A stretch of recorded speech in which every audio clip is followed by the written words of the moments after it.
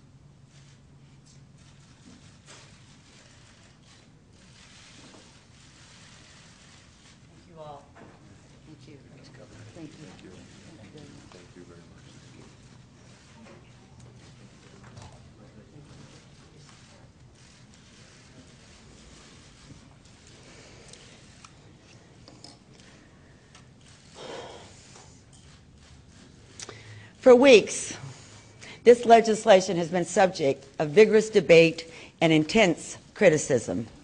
My decision to sign it was by no means made lightly. I have listened patiently to both sides, and I have considered the significance of this new law long into the night. I have prayed for strength, and I have prayed for our state. I've decided to sign Senate Bill 1070 into law because, though many people disagree, I firmly believe it represents what's best for Arizona. Border-related violence and crime due to illegal immigration are critically important issues for the people of our state. To my administration and to me as your governor and as a citizen, there is no higher priority than protecting the citizens of Arizona. We cannot sacrifice our safety to the murderous greed of drug cartels. We cannot stand idly by as drop houses, kidnappings, and violence compromise our quality of life.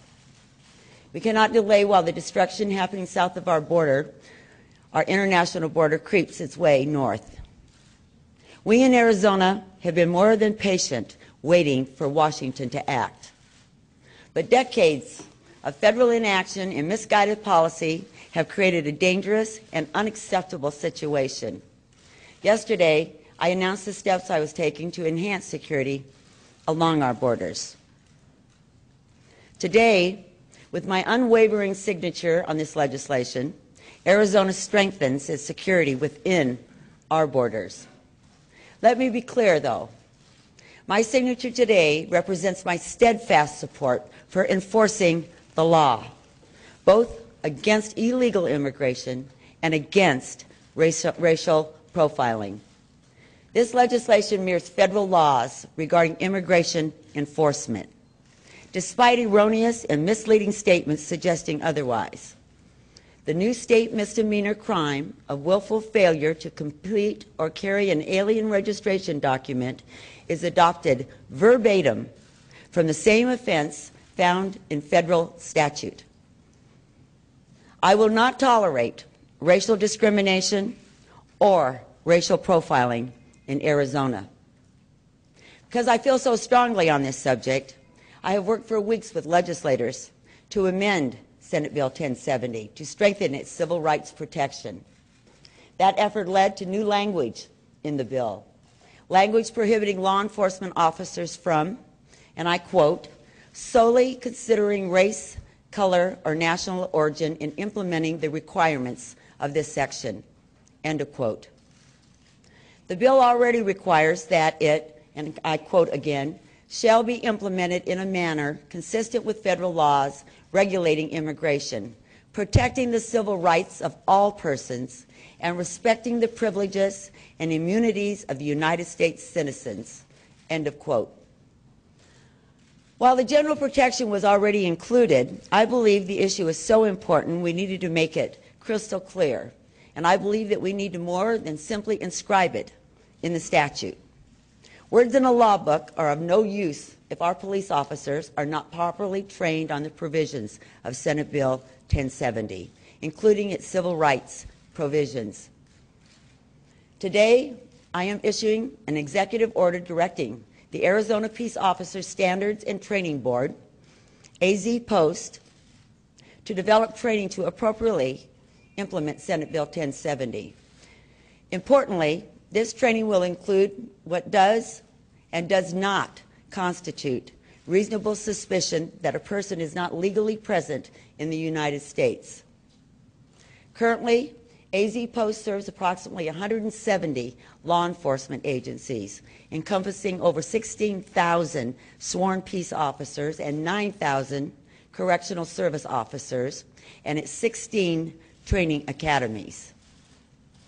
The AZ Post Board of Directors includes the Arizona Attorney General, the Director of the Arizona Department of Public Safety, the Arizona Department of Corrections, and several county sheriffs and local police departments. I am also asking the board to make recommendations on possible improvements to Senate Bill 1070 before the end of the year. For 28 years in public service, I have worked without fail to solve problems diligently and practically, and I've always done so, always with an eye toward civility, and always with the greatest respect for the rule of law. This new law is no different. As committed as I am to protecting our state from crime associated with illegal immigration, I am equally committed to holding law enforcement accountable should this statute ever be misused to violate an individual's rights. Respect for the rule of law means respect for every law. I have led the way every day in every office I have ever held. That will not change. I have also spent my career in service to Arizona working to bring people together, no matter the color of their skin, no matter the depth of our disagreements. This bill and this issue will be no exception. While protecting our citizens is paramount, it cannot come at the expense of diversity that has made Arizona so great. Nor can safety mean a compromise of freedom for some, while we, the many, turn a blind eye. We must acknowledge the truth. People across America are watching Arizona, seeing how we implement this law, ready to jump on even the slightest misstep. Some of those people from outside our state have an interest in seeing us fail. They will wait for a single slip-up, one mistake, and then they will work day and night to create headlines and get the face time they so desperately covet. We cannot give them that chance.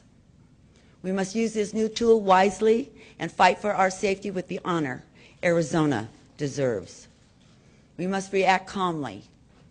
We must enforce the law evenly and without regard to skin, color, accent, or social status. We must prove the alarmists and the cynics wrong. I know in my heart that this great state, my home for more than 40 years, is up to that task. I believe every one of us wants to be safe, and none of us wants to compromise on the subject of civil rights. I believe we must love and honor those who fight beside us, just as we must love and honor those who look and believe nothing like we do. I believe Arizona, like America, is governed by laws, good laws, well-intentioned laws, laws that confer respect, that demand respect in return.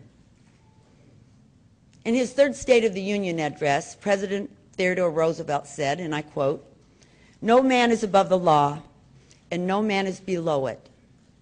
Nor do we ask any man's permission when we require him to obey it. Obedience to the law is demanded as a right.